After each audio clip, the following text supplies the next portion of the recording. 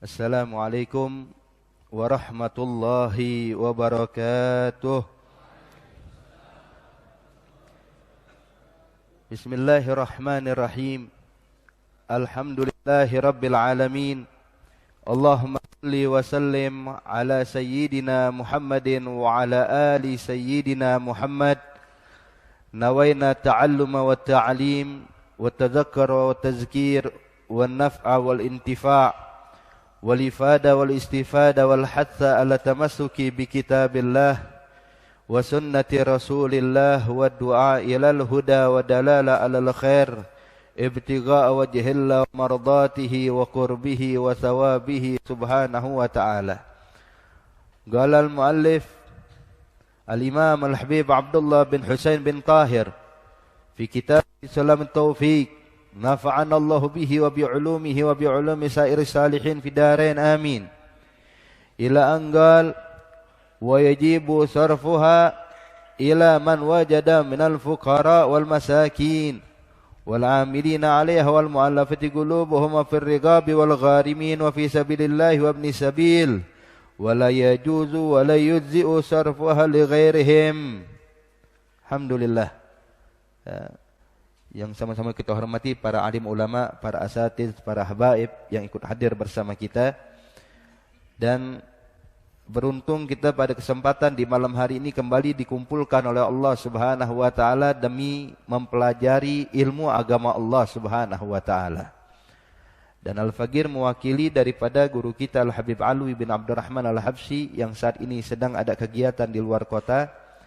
Dan beliau menitip salam kepada antum sekalian dan kita doakan semoga beliau diberi kesehatan oleh Allah Subhanahu wa taala sehingga bisa kembali lagi mengajar dan membimbing kita ke jalan yang diridhai oleh Allah Subhanahu wa taala.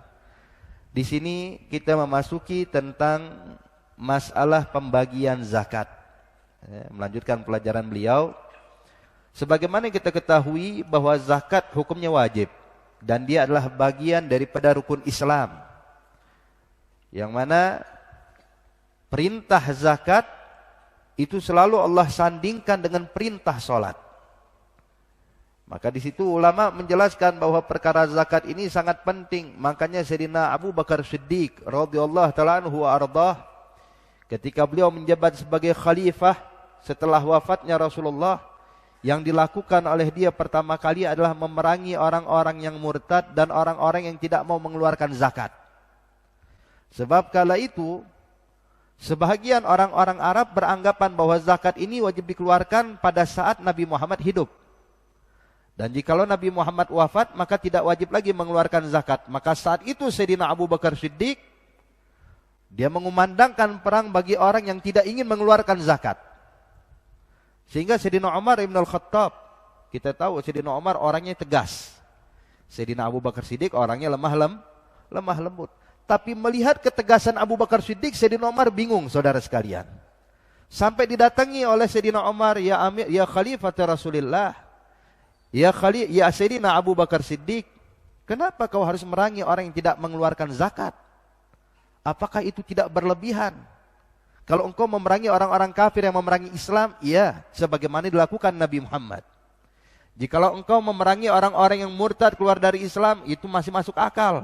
Tapi ketika orang mengeluarkan zakat, kau harus perangi ya Amir, ya Khalifah Rasulullah. Maka Sayyidina Abu Bakar Siddiq pun menjawab, ya Umar ibn al-Khattab, saya tidak ingin memisahkan antara zakat dengan salat karena keduanya telah disatukan oleh Allah Subhanahu wa taala. Sebab tidaklah Allah sebutkan perintah zakat, pasti sebelumnya ada perintah solat. Maka kalau aku biarkan, seakan-akan aku memutuskan apa yang telah digariskan Allah Subhanahu wa ta'ala. Maka disitulah letak ketegasan Sayyidina Abu Bakar Siddiq radhiyallahu ta'ala anhu wa ardhah. Nah, ini zakat hukumnya wajib ditunaikan. Khususnya bagi mereka orang-orang yang telah memenuhi kewajibannya atau memenuhi nisab dan haulnya sebagaimana yang antum telah pelajari. Di sini baik itu zakatul mal atau zakatul badan, sebagaimana kita ketahui zakat terbagi dua. Ada zakatul mal, ada zakatul badan. Zakatul mal yang dimaksud itu ada 6. Zakat harta itu ada 6 ya. Yaitu yang pertama an-na'amu, hewan ternak, yang kedua an-naqdan, emas dan perak, Yang ketiga adalah urud tijarah, barang dagangan. Yang keempat al-muasyarat, ya, tumbuh-tumbuhan yang dijadikan makanan pokok atau buah-buahan yaitu kurma dan anggur. Yang kelima ar-rikas, ini barang temuan. Yang keenam adalah al-ma'din, barang tambang. Ini zakatul mal. Sedangkan zakatul badan yang dimaksud adalah zakatul fitrah. Nah, dari sini semuanya kita wajib menunaikan, baik itu zakat harta yang 6 tadi atau zakatul fitrah yang kita keluarkan setiap hari raya Idul Fitri. Pertanyaannya, kepada siapa kita harus tunaikan zakat fitrah? Maka dijelaskan oleh Habib Abdullah bin Husain bin Tahir di sini, yajib, diwajibkan. Sarfuha, diwajibkan membagikan zakat ini ila man wajada, ila man wujida minal fuqara wal masakin, kepada orang-orang yang ditemui, sebagaimana ini yang dikenal dengan asnafus tsamaniyah, 8 golongan yang disebutkan oleh Allah Subhanahu wa taala di dalam Al-Qur'an. A'udzubillahi minasyaitonir rajim. Innamas shadaqatu lil fuqara'i wal masakin wal 'amilina 'alaiha wal mu'allafati qulubuhum wa fir riqabi wal gharimina wa fi sabilillahi wa ibnis sabil fariidatan minallah wallahu alimun hakim. 8 golongan. Innamas shadaqatu lil fuqara. Yang pertama untuk fakir, orang-orang fuqara. Wal masakin, orang miskin. Yang berikutnya wal amilina 'alaiha, ya, orang-orang yang dijadikan amil zakat. Wal mu'allafati qulubuhum, yang masih lemah imannya. Kemudian juga wa fir riqab, hamba sahaya. Wal gharimin, orang yang memiliki hutang piutang. Wa fi sabilillah, orang yang berjihad di jalan Allah. Wa ibnis sabil, orang yang ingin melakukan perjalanan. Ini 8 golongan. Fuqara, masakin, amilina 'alaiha, amil zakat. Kemudian yang berikutnya mu'allafati qulubuhum, mu'allaf. Yang berikutnya adalah ar-riqab, hamba sahaya. Kemudian al-gharimin, orang yang memiliki hutang piutang. Wa fi sabilillah, orang yang berjihad di jalan Allah. Yang berikutnya ibnus sabil, orang yang ingin melakukan perjalanan. Nah, saat ini insyaallah kita bakal jelaskan satu demi satu perbedaan atau 8 golongan tersebut. Yang pertama disebutkan di sini, ya, al-fuqara. Siapa itu fuqara? Al-fuqara jam'ul fakir. Jadi dia lafzul jama' daripada fakir. Ya. Fakir, ya, adalah, ya, man la mala lahu wala kasbalah. Orang yang enggak punya harta sama sekali. 0. Wala kasb, tidak punya pekerjaan sama sekali. Ya, enggak punya mata pencaharian. La mal wala kasb. Atau, ya, punya pekerjaan tapi penghasilan dia tidak bisa menutupi setengah dari orang yang wajib diberikan nafkah. Contoh, kalau seandainya dia ada 5 orang, ya, yang wajib diberikan nafkah, dirinya, istrinya sama 3 anak. Dia punya 3 anak. Sekarang yang wajib diberikan nafkah 5 orang, ya, dirinya, istrinya dengan 3 anak. Nah, dia ini punya pekerjaan tapi penghasilan dia itu setiap harinya hanya bisa mencukupi 2 orang. Hanya 2 kepala aja. Artinya 2 kurang dari setengah 5, ya. Maka saat ini orang seperti ini dinamakan fakir atau orang yang dikenal dengan fuqara. Ya, hadza fakir. Dia punya pekerjaan sebab tidak bisa menutupi setengah daripada orang yang wajib diberikan nafkah. Mungkin timbul pertanyaan, siapa sih orang yang wajib diberikan nafkah? Ya, sebelum kita melangkah lebih jauh, ya. Orang yang wajib kita berikan nafkah, ya, yang pertama istri. Ya. Istri itu wajib diberikan nafkah oleh suami walaupun istrinya kaya raya. Walaupun istrinya punya harta berlimpah, konglomerat istrinya dia, ya. Tapi tetap sang suami wajib memberikan nafkah pada sang istri. Maka istri adalah salah satu orang yang wajib diberikan nafkah. Yang berikutnya orang yang wajib diberikan nafkah adalah anak-anak kita yang masih kecil. Anak-anak yang masih kecil yang belum bisa mencari nafkah sendiri. Ya, anak masih umur 6 tahun, 7 tahun belum bisa cari nafkah sendiri, maka nafkahnya kewajiban orang tua memberikan nafkah buat anaknya. Artinya, kalau sang anak sudah tumbuh remaja, ya, ini anak umurnya udah 13 tahun, kira-kira 13 tahun bisa nyari duit sendiri nggak? Kita lihat kalau di pinggir-pinggir jalan, ya, di lampu merah, ya, anak-anak kecil tuh kadang-kadang subhanallah anak umur 8 tahun udah bisa nyari duit sendiri, saudara sekalian. Artinya di sini kita nggak patokan dengan umur ya. Artinya sekiranya itu anak sudah bisa mencari nafkah, biasanya umur berapa dia bisa cari nafkah, maka nafkah tidak diwajibkan lagi bagi orang tua. Artinya kalau orang tuanya ngasih makan buat anak ini, anaknya contoh umur artinya umurnya sudah 15 tahun. 15 tahun ini biasa udah bisa cari nafkah sendiri. Ya.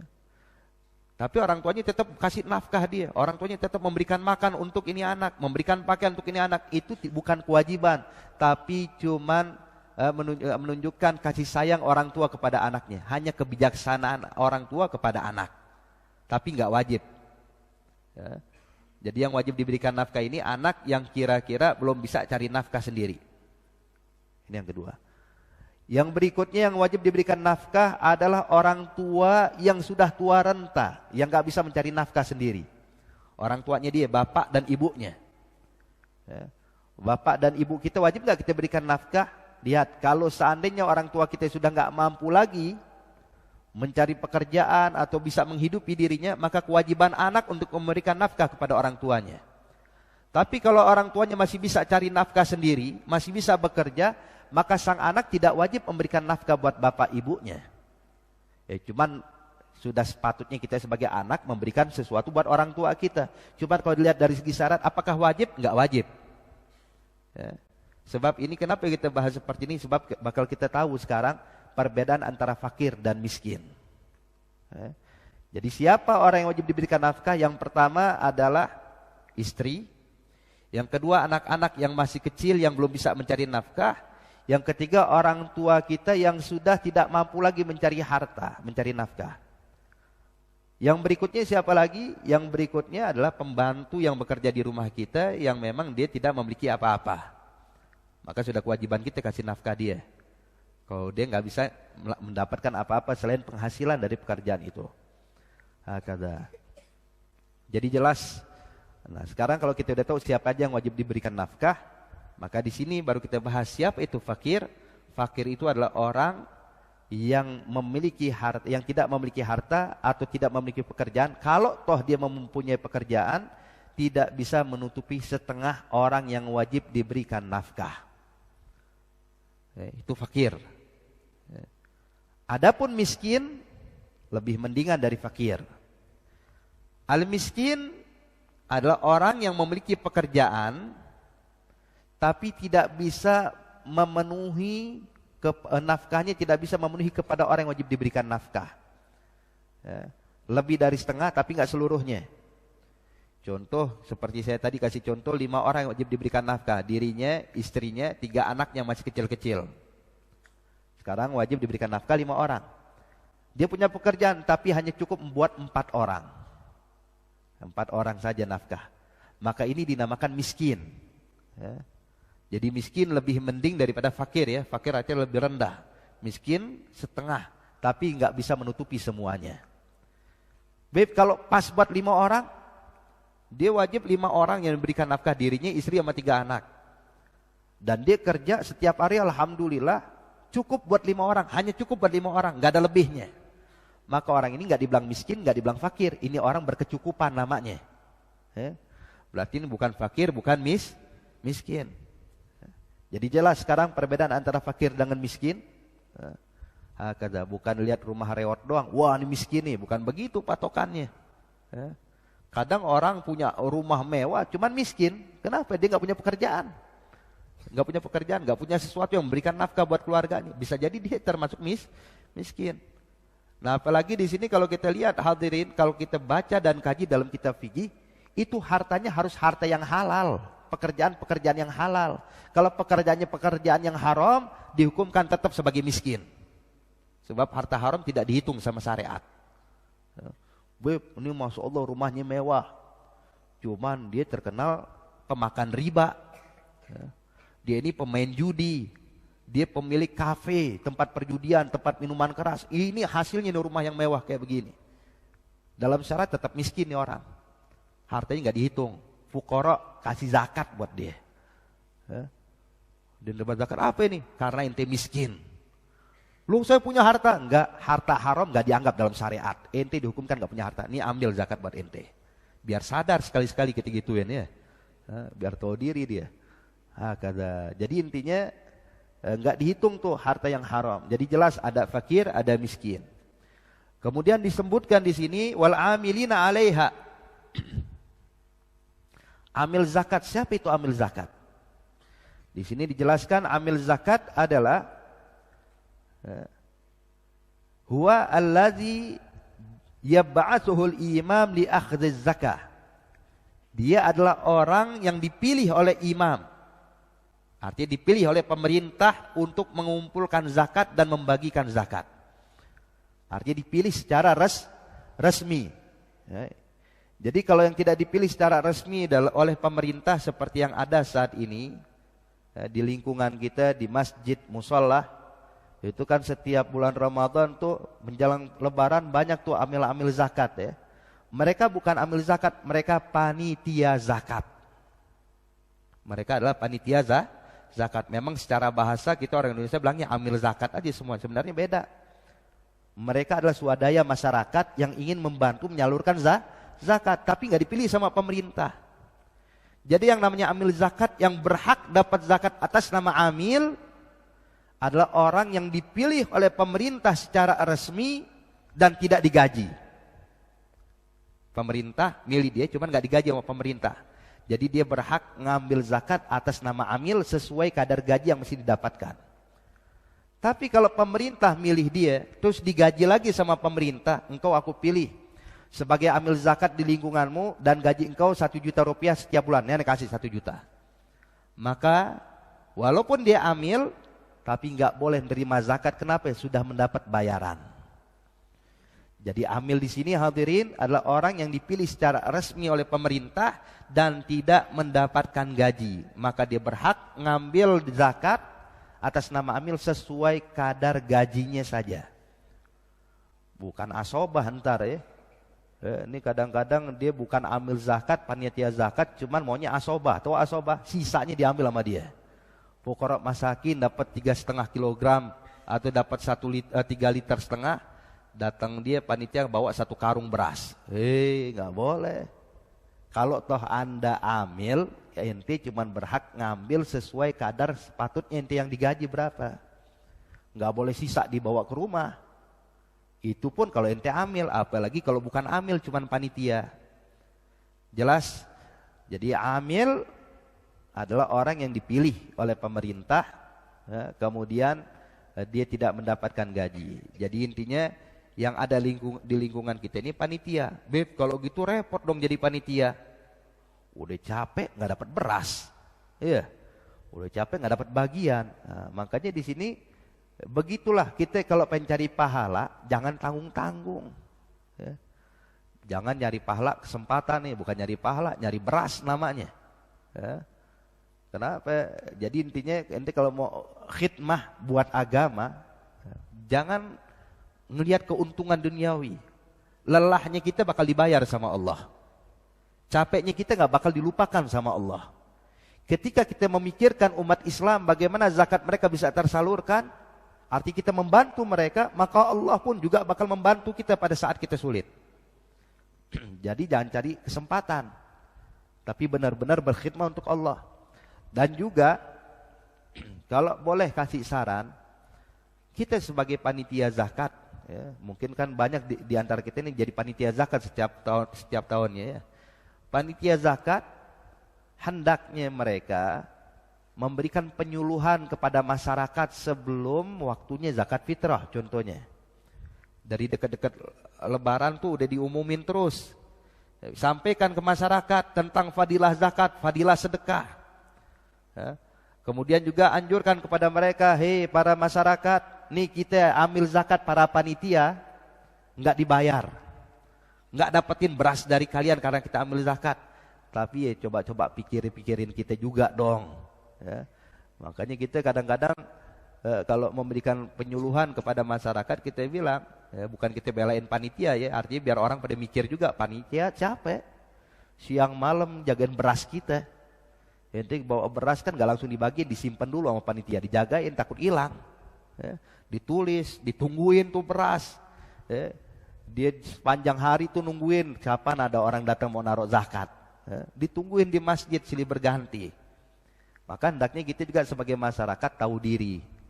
Ini panitia nggak dapat zakat ya, karena diambil, maka hendaknya kita kasih beras zakat, kemudian sisipin duit sedikit. Buat apa? Buat ngopinya panitia.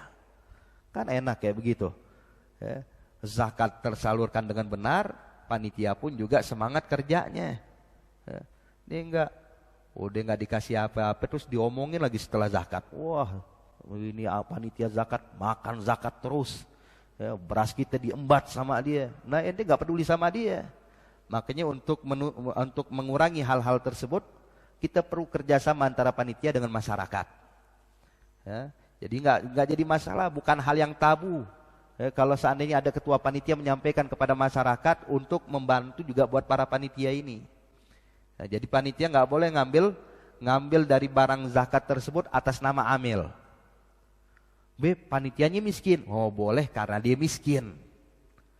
B, panitianya fakir. Oh silakan karena dia fakir. Bukan karena panitia, bukan karena amil. Sebab amil hanya orang yang dipilih oleh pemerintah dan tidak mendapatkan gaji. Dipilih secara resmi ya. Hakadha. Baik. Kemudian yang berikutnya. Wal mu'allafati qulubuhum. Siapa itu mu'allaf qulubuhum? Al-mu'allaf adalah orang yang masih lemah imannya, baru masuk Islam. Imannya belum kuat. Ya. Maka ketika dia baru masuk Islam, lemah imannya, kita datang bawain duit atau bawain beras, zakat. Bilang apa ini? Ini zakat. Dia bakal merasa, oh subhanallah, Islam perhatian sama dia. Ya. Ketika dia merasakan Islam perhatian sama dia, maka otomatis imannya dia insya Allah makin kuat. Ya. Imannya dia makin kuat. Hakadha. Hadza mu'allaf. Atau diberikan kepada ketua kampung yang baru masuk Islam.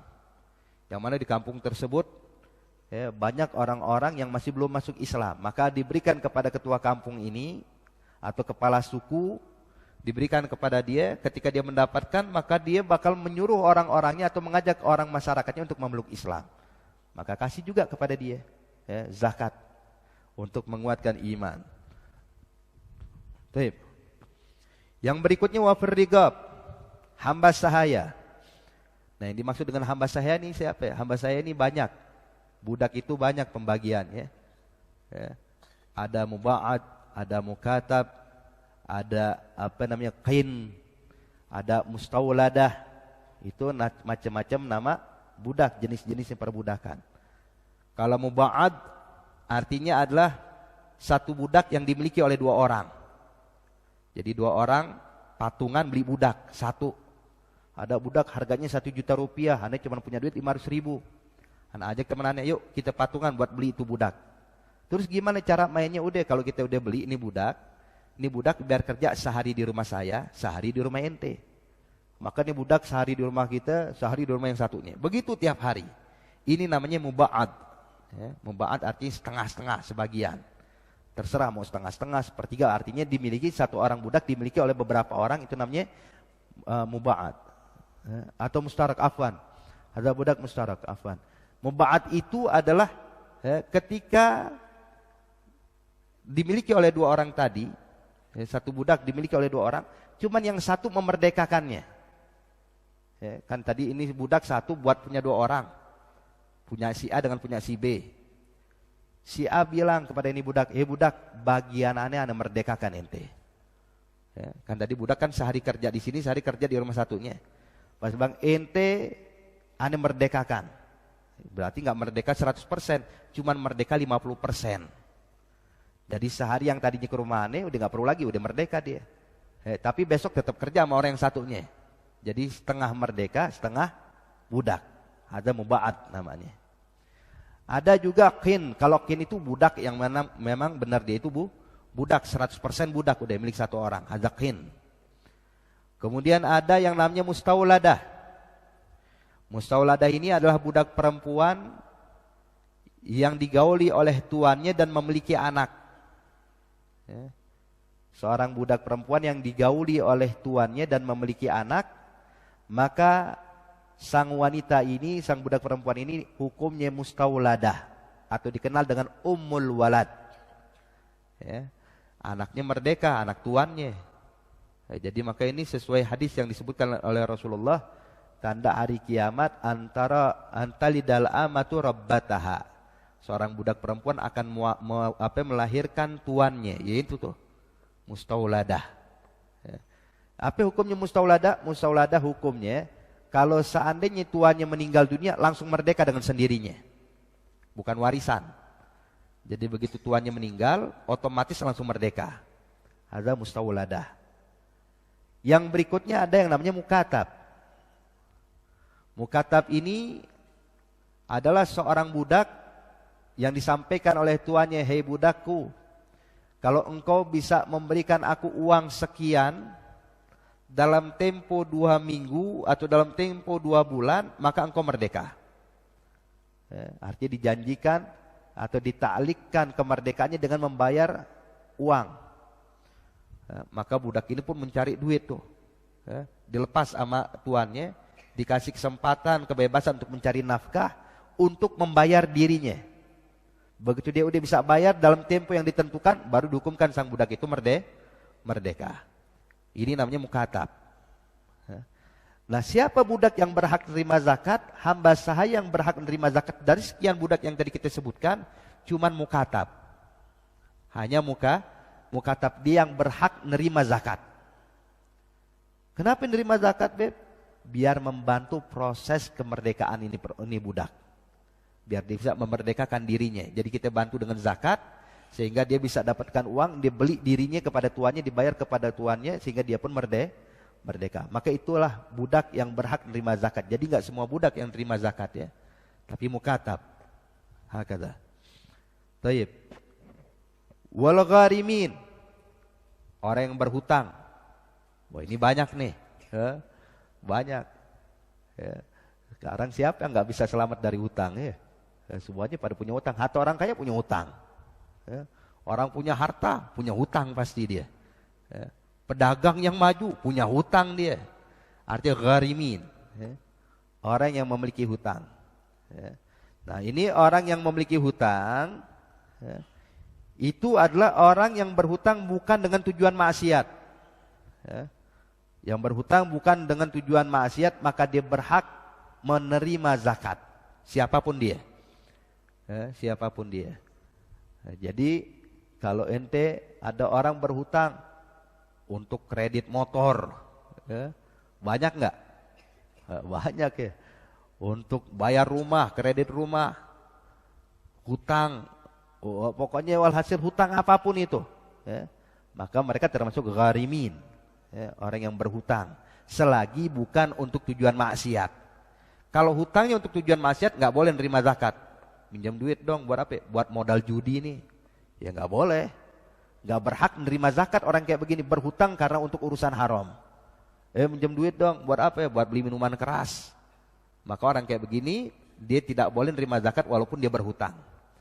Jadi orang yang berhutang yang berhak menerima zakat adalah orang yang berhutang bukan untuk tujuan maksiat. Ya.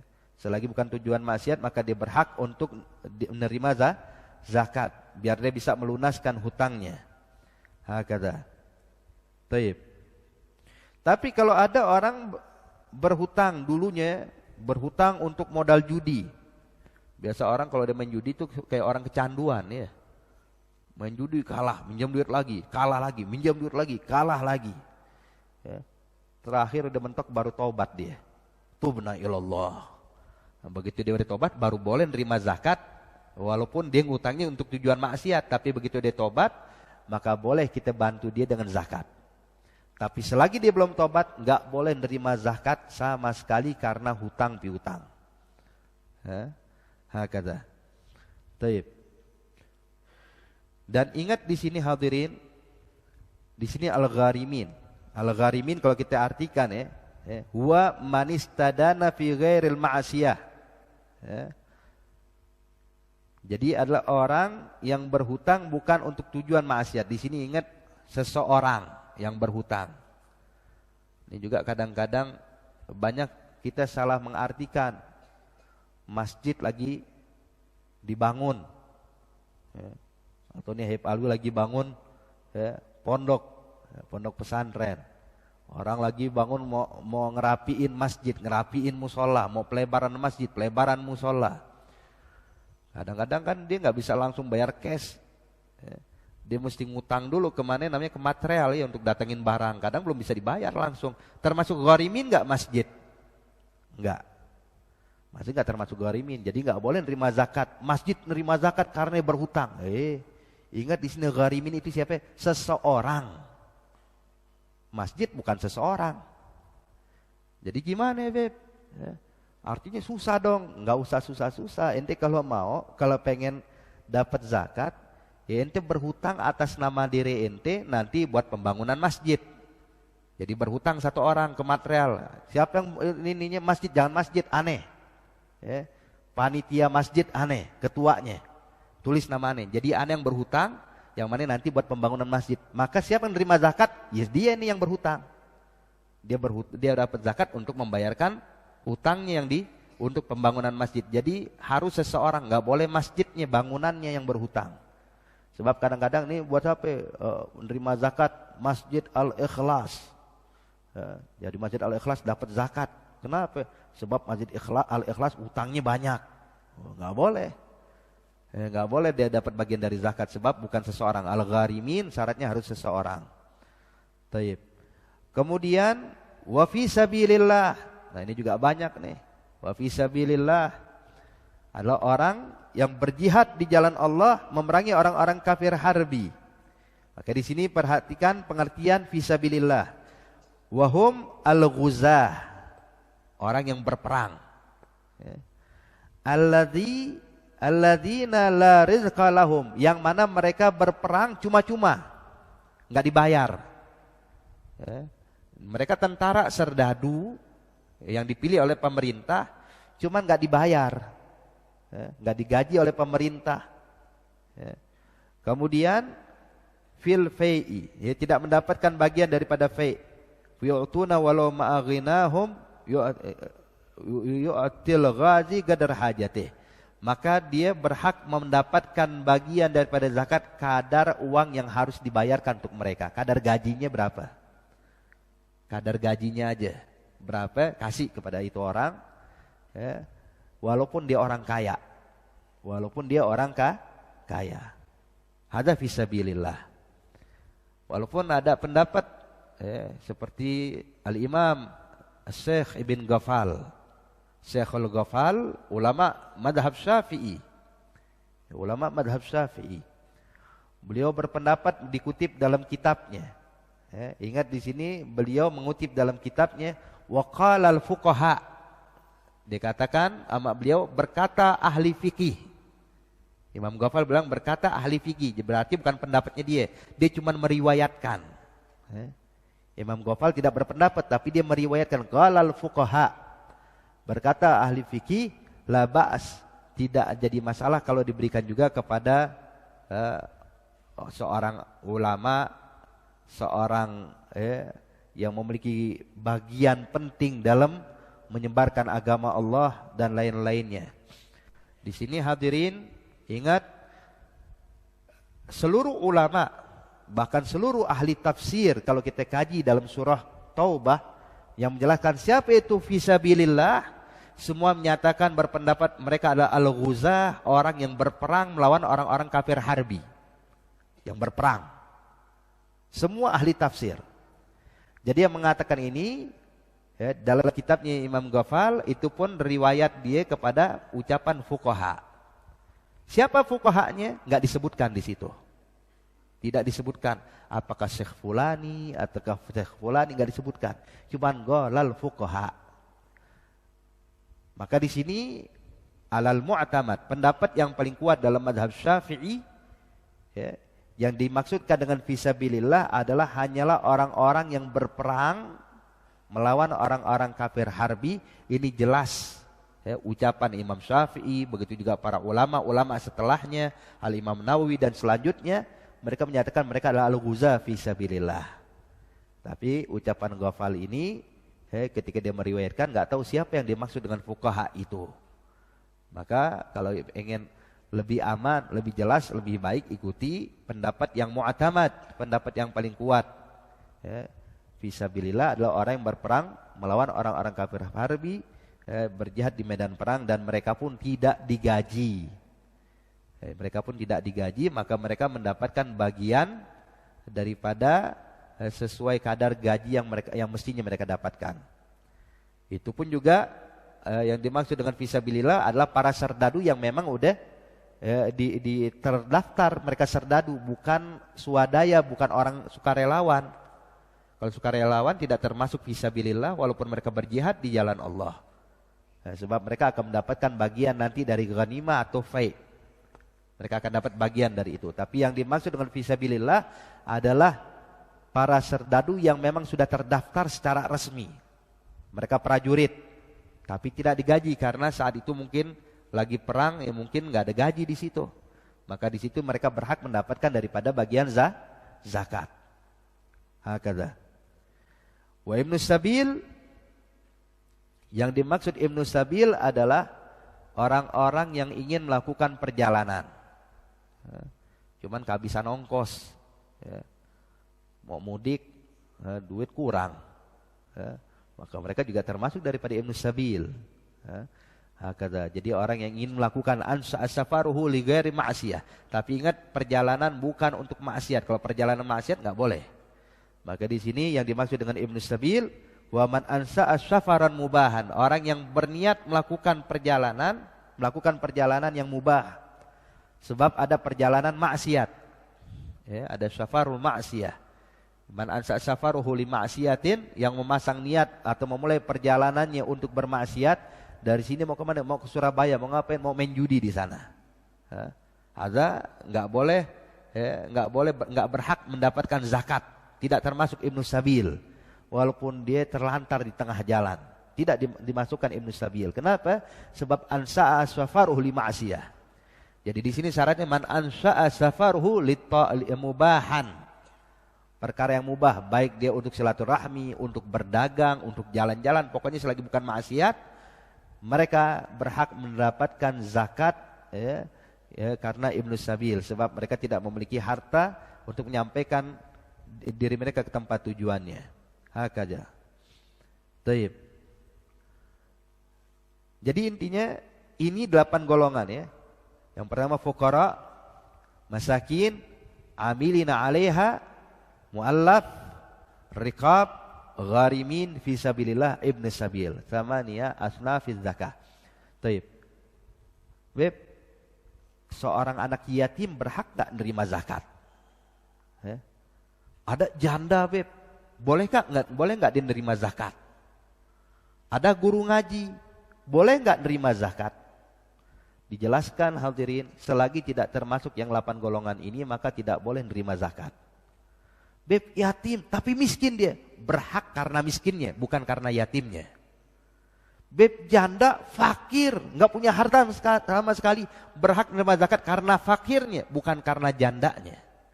Beb, guru ngaji, ustadz, miskin, hutangnya banyak, berhak karena ghariminnya, bukan karena ustadznya. Jelas, jadi intinya ini yang ditentukan oleh Allah 8 golongan, jangan ditambahkan selain yang 8 ini. Tinggal lihat aja siapa orangnya, termasuk nggak dari yang 8 ini, apakah dia fakir, apakah dia miskin, apakah dia ibnu sabil, apakah dia fisabilillah, apakah mu'allafati qulubuhum, dan selanjutnya. Maka inilah orang-orang yang berhak menerima zakat apapun pekerjaan mereka. Apapun kesibukannya, selagi termasuk yang 8, berhak menerima zakat. Taib. Di lingkungan kita ini kayaknya fisabilillah nggak ada, Beb. Gharimin banyak banget, pada utang semua sebabnya ya. Kemudian Kalau seandainya fakir miskin sesuai yang di sini kayaknya udah sulit banget kita dapetin. Gimana ya udah seadanya. Yang kita dapatkan maka itu yang kita keluarkan zakatnya. Ya. Dan memang kata ulama halal mu'tamad pendapat yang paling kuat itu zakat harus menyeluruh. Menyeluruh. Ya.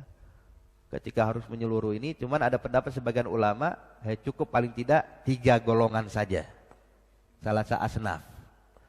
Bahkan sebagian ulama seperti Ibn Hazm atau semacamnya beliau atau seorang ulama saya lupa namanya, walaupun hanya satu orang masih bisa diamalkan. Tapi ini kalau yang ngeluarin zakatnya ini kita, bukan pemerintah. Tapi kalau pemerintah yang membantu proses penyaluran zakat, maka wajib disalurkan keseluruhannya secara merata. Kalau ada satu orang miskin tidak kebagian, maka bebannya bakal dibebankan oleh pemerintah di hadapan Allah.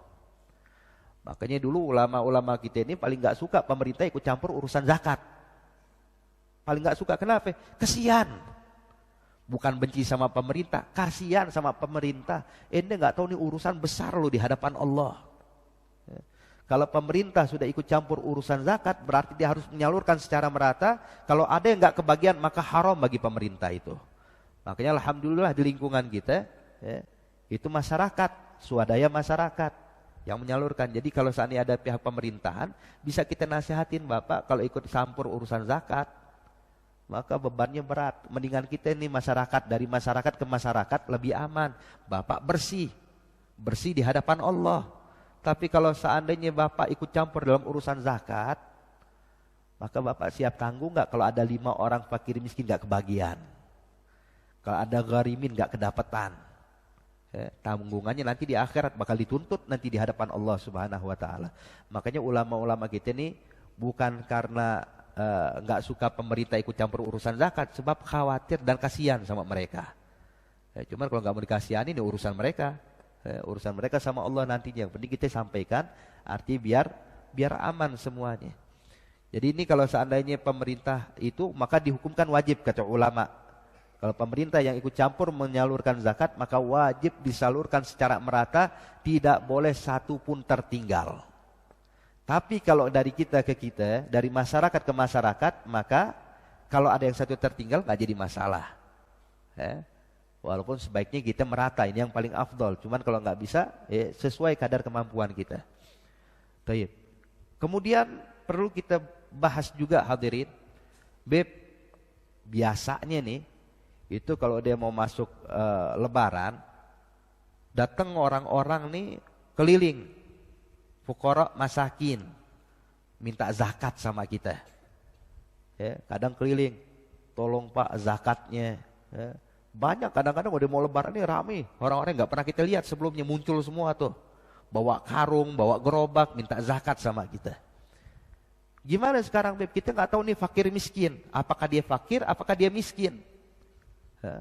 Cuman sih dia ngakunya miskin. Saya miskin, saya fakir, saya banyak hutang, saya ini dan itu. Maka tugas kita bagaimana? Apakah harus mencari tahu atau enggak? Dijelaskan oleh ulama, nggak perlu kita cari tahu. Cukup madama pengakuan mereka dia miskin, kita kasih, itu sah zakatnya kita. Adapun kalau dia berbohong, urusan dia sama Allah.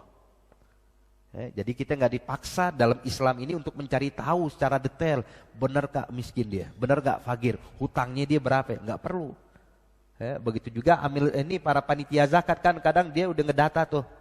Siapa fakir miskin, siapa yang di kampung kita orang gharimin, siapa yang sabil. Apakah wajib mendetailkan? Ente hutang ente berapa? Ente setiap hari makan berapa cukup nggak buat sekeluarga? Nggak perlu. Ketika dia ngaku dirinya miskin, cukup kita tulis miskin. Kalau dia berbohong, urusan dia sama Allah. Jadi intinya biar aman kita juga sebagai panitia. Terus ada yang nanya, Beb, mana yang lebih afdol? Ngeluarin zakat secara sendiri kepada mustahik, apa mesti disalurkan kepada panitia di masjid atau musola? Yang paling afdal ya langsung. Yang paling afdal langsung. Tapi kalau kita nggak tahu, Beb, Anda nggak ngerti fakir miskin yang mana, ya udah serahkan panitia. Panitia mau ikut membantu kita, serahkan kepada mereka. Hakada. Taib. Kemudian yang perlu kita pahami juga saudara sekalian, dalam masalah zakat ini, kita tahu yang namanya zakat itu ibadah ya. Yang namanya ibadah harus pakai niat. Jadi kalau ada orang ngeluarin zakat tanpa niat, ini zakat fitrah nih, udah kasih. Anda punya ini uang, keluarin. Tanpa niat, ini nggak sah. Tidak sah, tapi wajib diniatkan. Wajib niat atas siapa? Atas dirinya dan atas orang yang wajib diberikan nafkah. Kembali lagi ke masalah ini. Wajib meniatkan zakat atas dirinya dan atas orang-orang yang wajib diberikan nafkah oleh dia. Jadi kalau dia udah berkeluarga, maka dia keluarkan zakat fitrah untuk dirinya dan diniatkan juga zakat fitrah untuk istrinya. Dia bukan istri yang niat, tapi dia yang niat. Aku niatkan ini zakat fitrah yang wajib atas saya tahun ini dan ini atas nama istri saya yang diwajibkan pada tahun ini. Jelas. Begitu juga untuk anak-anak yang masih kecil-kecil yang belum bisa cari nafkah. Ini untuk anak saya ya, yang namanya fulan, yang namanya fulan, yang namanya fulan. Yang masih kecil-kecil. Beb, kalau anaknya sudah SMA, ya, SMA sekarang udah umur sebenarnya udah bisa cari nafkah sendiri ya. Atau anaknya udah di universitas, kuliah. Atau bahkan anaknya udah kerja, udah cari nafkah.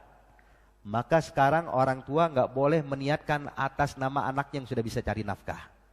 Tapi biar itu anak sendiri yang pasang niat. Walaupun kita sebagai orang tua kadang-kadang kita juga yang beliin berasnya ya, bukan anak kita ya. Kita beliin beras, boleh nggak kita niatkan ini zakat fitrah atas nama anak saya yang sudah SMA nih? Nggak sah. Tapi harus anak itu sendiri. Kenapa ini anak? Sebab tidak wajib diberikan nafkah.